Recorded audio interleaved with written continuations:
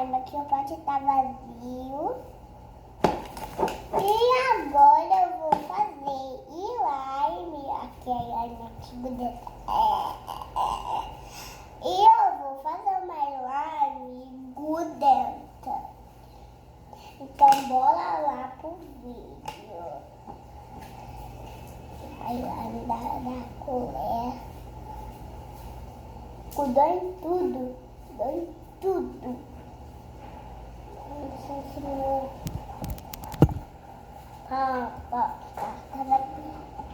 Agora, beijo e vai deixando esse like e te inscreve no comentários.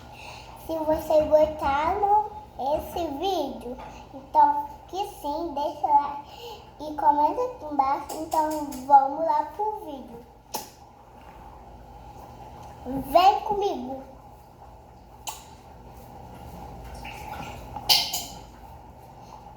Colocar ali. E agora vamos lá. Colocar ativador.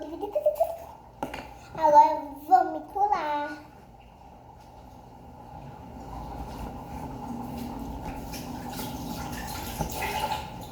Que eu só vai fazer live. Nossa.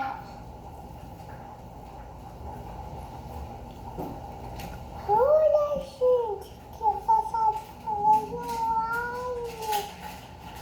Olha, gente. Olha, gente, que eu só fazer live. Que bom que eu só sabe. Ai, me gusta.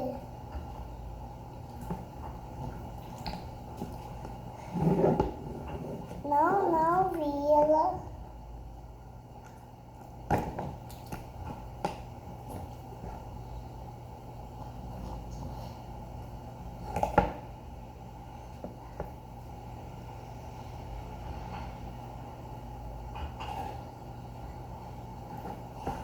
Olha, gente, vai chegar a parede. Olha, gente, olha. Tá meio muito grudenta.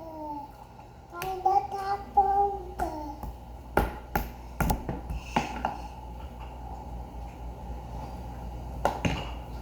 Olha, gente.